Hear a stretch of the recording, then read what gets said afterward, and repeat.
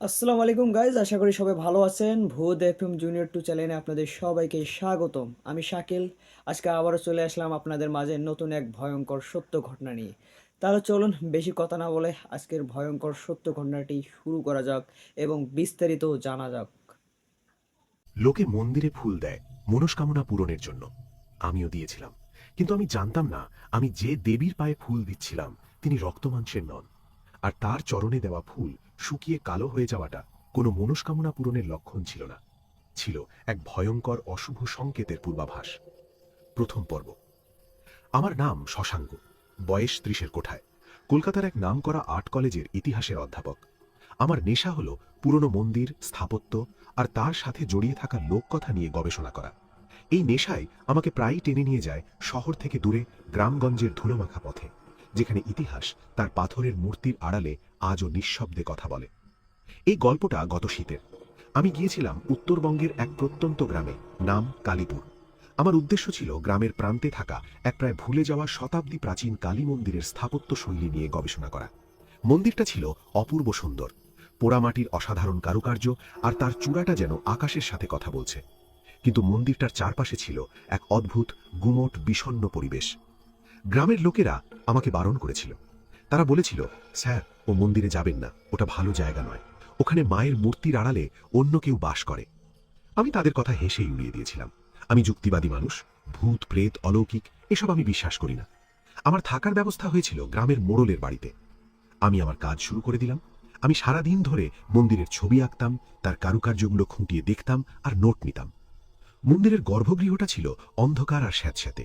ভেতরে একটা উঁচু কালো পাথরের বেদির ওপর মা কালী বিশাল ভয়ঙ্করী মূর্তি।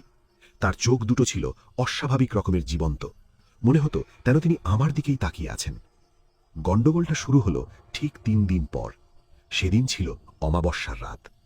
আমি সারাদিনের কাজ শেষ করে যখন মন্দির থেকে বেরিয়ে আসছি, তখন আমার হঠাৎ করেই একটা অদ্ভুত ইচ্ছে হলো। আমি ভাবলাম, আমি যখন এসেছি তখন মায়ের পায়ে আমার নিজের হাতে একটা ফুল দিয়ে যাই। আমি মন্দিরের পাশেই ফুটে থাকা একটা টকটকে লাল জবা ফুল ছিঁড়ে গর্ভগৃহে ঢুকলাম। আমি যখন মায়ের মূর্তির দিকে এগোচ্ছি, তখন আমার গাটা কেমন যেন ছমছম করে উঠল। আমার মনে হলো ঘরের তাপমাত্রাটা হঠাৎ করেই অনেকটা কমে গেছে। আমি মায়ের মূর্তির পায়ের কাছে একটা নির্দিষ্ট জায়গায় ফুলটা রাখলাম। জায়গাটা ছিল বাকি বেদিটার চেয়ে একটু বেশি মসৃণ আর কেমন যেন ঠান্ডা।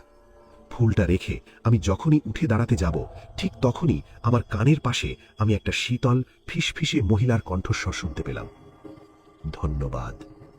আমার সারা শরীর ভয়ে ঠান্ডা হয়ে গেল। আমি চমকে উঠে আশেপাশে তাকালাম। গর্ভগৃহটা ছিল একদম ফাঁকা, আমি ছাড়া আর কেউই ছিল না। আমি দৌড়ে মন্দির থেকে বেরিয়ে এসেছিলাম। আমি নিজেকে বোঝালাম ওটা আমার মনের ভুল ছিল। হয়তো মন্দিরের নিস্তব্ধতায় বাতাসের শব্দকেই আমি মানুষের গলা বলে ভুল শুনেছি। কিন্তু আমার সেই ভুলটা ভাঙল পরদিন সকালে। আমি যখন আবার মন্দিরে গেলাম, তখন আমার বুকের ভেতরটা ধড়াস করে উঠল। আমি দেখলাম গর্ভগৃহে মায়ের মূর্তির পায়ের কাছে আমি যেখানটায় ফুলটা রেখেছিলাম, সেখানে আমার দেওয়া সেই টকটকে লাল জবা ফুলটা শুকিয়ে কুঁচকে একেবারে কালো অঙ্গারের মতো হয়ে গেছে। অথচ বেদির বাকি অংশে আগের দিনের পুজোর যে ফুলগুলো পড়েছিল, সেগুলো তখনও প্রায় টাটকা। আমার আর বুঝতে বাকি রইল না, গ্রামের লোকেরা মিথ্যে বলেনি। এই মন্দিরে মায়ের মূর্তির আড়ালে সত্যি অন্য কেউ আছে। এমন কেউ যে আমার দেওয়া ফুলটা গ্রহণ করেছে, কিন্তু তার স্পর্শে সেই তাজা জীবন্ত ফুলটাও প্রাণ হারিয়ে কালো হয়ে গেছে। আমি জানি না আমি কাকে ফুল দিয়েছি। আমি শুধু জানি আমি এক ভয়ঙ্কর অশুভ সংকেতের মুখোমুখি দাঁড়িয়ে আছি। আর এই সংকেতের শেষটা যে কোথায় তা ভাবতেও আমার সাহস হচ্ছে না। সেই শুকিয়ে কালো হয়ে যাওয়া জবা ফুলটা আমার মনে এমন এক গভীর অজানা ভয়ের জন্ম দিয়েছিল যে আমার গবেষণার সব উৎসাহ এক মুহূর্তে উবে গিয়েছিল। আমার যুক্তিবাদী মনটা কিছুতেই মেনে নিতে পারছিল না যে একটা তাজা ফুল মাত্র এক রাতের মধ্যে এভাবে শুকিয়ে অঙ্গারের মতো হয়ে যেতে পারে। আর সেই ফিসফিসে কণ্ঠস্বর, ধন্যবাদ। আমি ঠিক করলাম আমি আর এই মন্দিরে থাকব না। আমি সেদিনই কলকাতার উদ্দেশ্যে রওনা দেব। আমি যখন আমার জিনিসপত্র গোছাচ্ছি, তখন গ্রামের মোড়ল হরিহর বাবু আমার ঘরে এলেন। তিনি আমার ফ্যাকাশে মুখ আর তড়িঘড়ি দেখে বুঝতে পারলেন যে কিছু একটা গন্ডগোল হয়েছে। তিনি আমার কাঁধে হাত রেখে বললেন, কি হয়েছে মাস্টার মশাই, আপনি এত তাড়াতাড়ি চলে যাচ্ছেন কেন? সব ঠিক আছে তো? আমি আর নিজেকে সামলাতে পারলাম না। আমি তাকে সবটা খুলে বললাম। সেই ফিসফিসানি আর সেই শুকিয়ে যাওয়া ফুলের কথা। আমার কথা শুনে হরিহরবাবুর মুখটা কেমন যেন গম্ভীর হয়ে গেল। তিনি একটা দীর্ঘশ্বাস ফেলে বললেন, আমি তো আপনাকে আগেই বারণ করেছিলাম মাস্টারমশাই, আপনি আমাদের কথা শোনেননি। আমি বললাম, কিন্তু ব্যাপারটা কি মোড়ল মশাই? কে আছে ওই মন্দিরে, আর সে কেনই বা এমন করছে? হরিহরবাবু বললেন, শুনুন তাহলে, এই গল্পটা খুব পুরনো। এই গ্রামের বাতাসে, এই মাটির কণায় কণায় এই গল্পটা মিশে আছে। আজ থেকে প্রায় 200 বছর আগের কথা তিনি বলতে শুরু করলেন। এই গ্রাম শাসন করত এক ভয়ঙ্কর অত্যাচারী রানী, নাম তার রক্তমুখী। রক্তমুখী? হ্যাঁ, তিনি বললেন। তার আসল নাম ছিল অরুন্ধতী।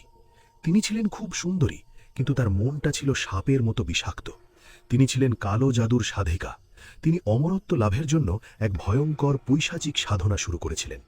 তিনি ছিলেন মা কালীর ভক্ত, কিন্তু তার ভক্তি ছিল তামসিক। তিনি মায়ের পুজো করতেন নরবলি দিয়ে। আমার গায়ে লোম খাড়া হয়ে গেল। তিনি হরিহরবাবুর গলাটা ধরে এলো। প্রতি অমাবস্যার রাতে এই মন্দিরের গর্ভগৃহে একটা করে কুমারী মেয়ের বলি দিতেন, আর সেই বলি দেওয়া মেয়ের রক্ত দিয়ে তিনি স্নান করতেন। তিনি বিশ্বাস করতেন এতেই তিনি চিরযৌবনা আর অমর হয়ে থাকবেন। কিন্তু তার পাপের ঘড়া একদিন পূর্ণ হল। গ্রামের লোকেরা তার এই ভয়ঙ্কর কুকীর্তির কথা জানতে পেরে বিদ্রোহ ঘোষণা করে। তারা সবাই মিলে সেই রানীকে তার সেই মন্দিরের গর্ভগৃহেই জ্যান্ত পুড়িয়ে মারে। কিন্তু তিনি বললেন, তার সেই পাপী অতৃপ্ত আত্মা মুক্তি পায়নি। সে আজও ওই মন্দিরে ওই মূর্তির আড়ালেই লুকিয়ে আছে। সে আজও তার সেই সাধনা পূর্ণ করার জন্য ছটফট করে। সে আজও নতুন শিকার খোঁজে, নতুন তাজা প্রাণ শক্তি খোঁজে। আমি স্তব্ধ হয়ে তার কথা শুনছিলাম। তাহলে তাহলে আমি যাকে ফুল দিয়েছি সে মা কালী নন, সে হলো সেই ভয়ঙ্করী নরখাদকী রানী রক্তমুখী। আর সে আমার ফুলটা গ্রহণ করে হয়তো আমাকেই তার পরবর্তী শিকার হিসাবে বেছে নিয়েছে। আমি কাঁপা কাঁপা গলায় বললাম, এর এর থেকে কি বাঁচার কোনো উপায় নেই? হরিহরবাবু বললেন, আমি জানি না মাস্টারমশাই, তবে আমি এটা জানি যে ওই রানীর একটা দুর্বলতা ছিল। কি দুর্বলতা? তার নিজেরই প্রতিবিম্ব। তিনি বললেন, তিনি ছিলেন অসম্ভব রকমের আত্মপ্রেমী। তিনি ঘণ্টার পর ঘণ্টা আয়নার সামনে বসে নিজের রূপ দেখতেন। কিন্তু তিনি যখন তার সেই কালো জাদুর সাধনা শুরু করেন, তখন তার সুন্দর মুখটা বিকৃত ভয়ঙ্কর হতে শুরু করে। তার সুন্দর মুখটা বিকৃত হয়ে যায়। সেই থেকেই তিনি বলে চললেন, তিনি আর আয়না সহ্য করতে পারতেন না। তিনি তার রাজ্যের সব আয়না ভেঙে ফেলেছিলেন। তিনি তার নিজের সেই ভয়ঙ্কর কুৎসিত রূপটা দেখতে ভয় পেতেন। আমি একটা নতুন আশার আলো দেখতে পেলাম। আমি যখন ভাবছি এই তথ্যটা দিয়ে আমি কি করব, ঠিক তখনই গ্রামের এক ছেলে দৌড়ে এসে হাঁপিয়ে হাঁপিয়ে বলল, মোড়লমশাই, সর্বনাশ হয়ে গেছে। মন্দিরের পুকুরের জল সব লাল হয়ে গেছে, রক্তের মতো লাল। আমার আর বুঝতে বাকি রইল না, খেলা শুরু হয়ে গেছে। রক্তমুখী জেগে উঠেছে, আর সে হয়তো আমার জন্যই তার সেই পুরনো রক্তের খেলা আবার নতুন করে শুরু করতে চলেছে। মন্দিরের পুকুরের জল রক্তবর্ণ হয়ে যাওয়ার খবরটা দাবানলের মতো পুরো গ্রামে ছড়িয়ে পড়ল। এতদিনের চাপা ভয়, আতঙ্ক এবার যেন জীবন্ত হয়ে উঠল। গ্রামের লোকেরা বলা বলি করতে শুরু করল যে রানী রক্তমুখীর অভিশাপ আবার ফিরে এসেছে, আর এর জন্য দায়ী আমি, এক শহুরে নাস্তিক গবেষক। আমার অবস্থা তখন বর্ণনাতীত। আমি একদিকে যেমন নিজের জীবন নিয়ে শঙ্কিত, তেমনি অন্যদিকে আমার জন্য যে একটা গোটা গ্রাম বিপদের মুখে পড়েছে, এই অপরাধ বোধটাও আমাকে কুড়ে কুড়ে খাচ্ছিল। আমি জানি আমি যদি এখন পালিয়ে যাই তাহলে হয়তো আমি প্রাণে বেঁচে যাব, কিন্তু আমি আর কোনোদিনও নিজের বিবেকের সামনে মাথা উঁচু করে দাঁড়াতে পারবো না। আমি ঠিক করলাম আমি লড়ব। আমি হরিহর বাবুর কাছে গিয়ে বললাম, মোড়ল মশাই, আমাকে সাহায্য করতে হবে। আমি এই অভিশাপের শেষ দেখে ছাড়ব। হরিহরবাবু আমার চোখের দিকে তাকালেন। তিনি হয়তো আমার ভেতরের জেদটা দেখতে পেয়েছিলেন।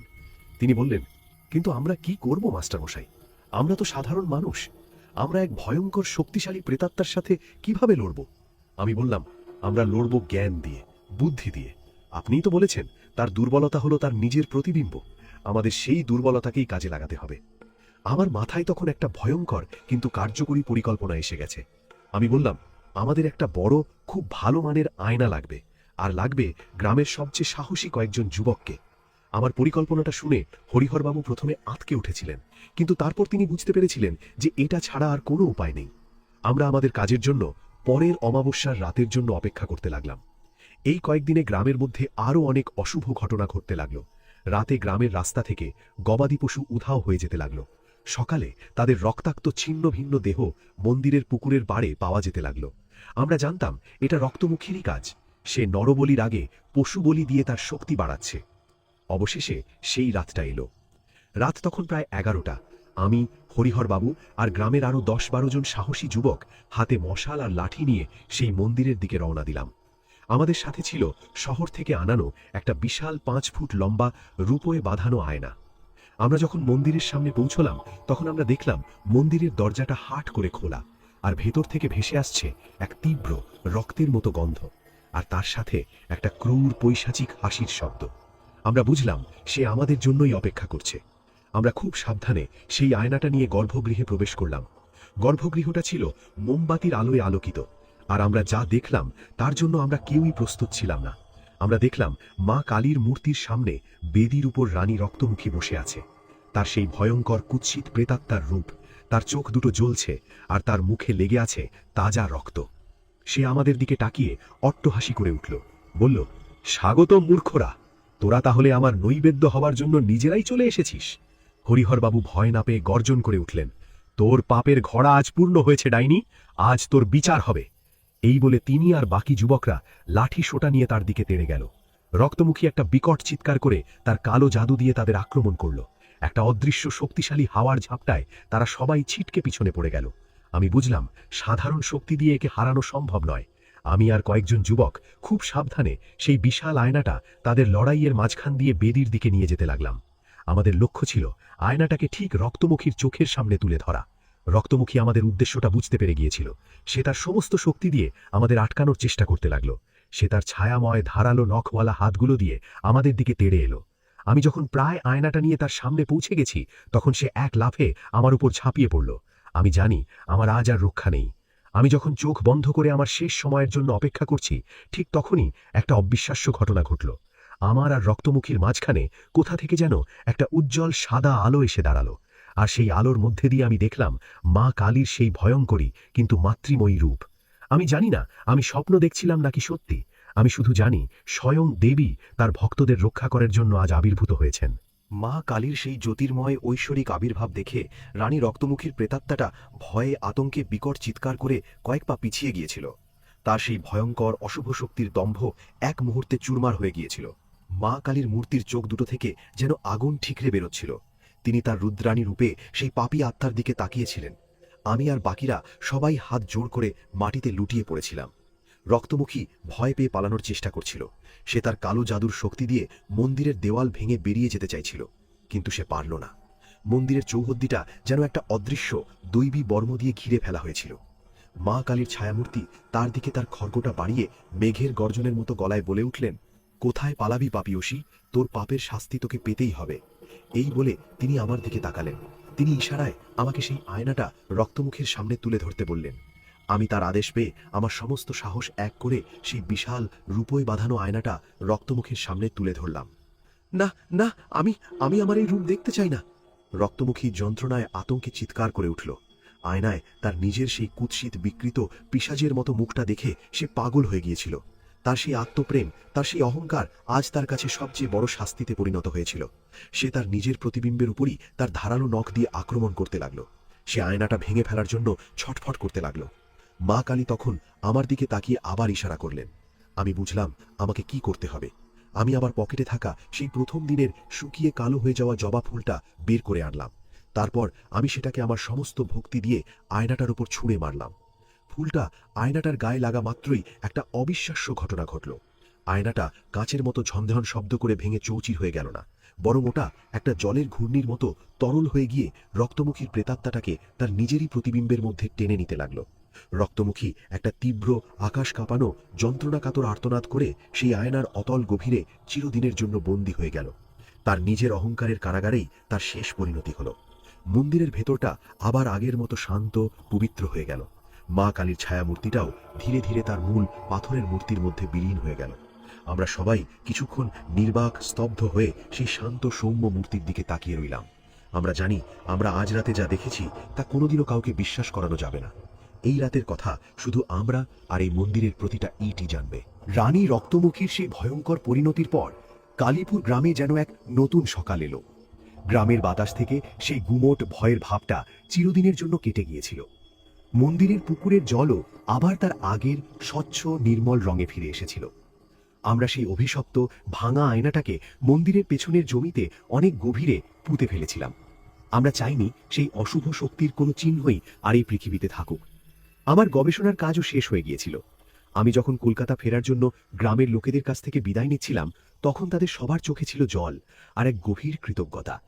তারা আমাকে আর কোনোদিনও একজন বাইরের শহরে গবেষক হিসাবে দেখেনি।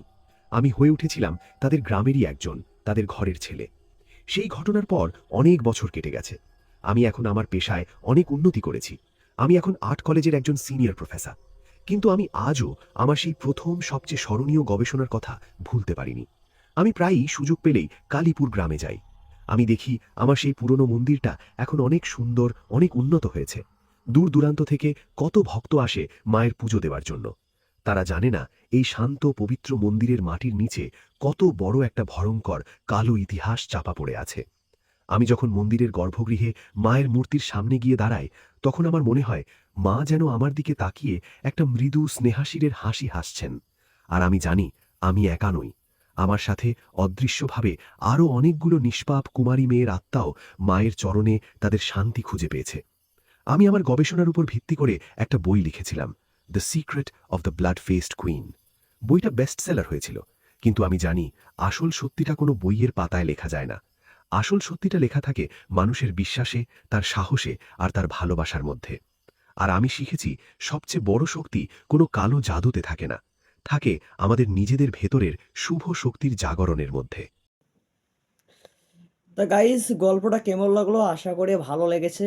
এরকম ভৌতিক গল্প শুনতে যারা ভালোবাসেন তারা অবশ্যই আমার ভূত এফএম জুনিয়র 2 চ্যানেলটা সাবস্ক্রাইব করে পাশে থাকবেন। আর এইরকম নিয়মিত ভিডিও পাওয়ার জন্য অবশ্যই আমাকে কমেন্ট করে বলবেন। ততক্ষণ অবধি আপনারা ভালো থাকুন, ভূত এফএম জুনিয়র 2 চ্যানেলের সঙ্গেই থাকুন। ভালো থাকবেন, সুস্থ থাকবেন। আল্লাহ হাফেজ।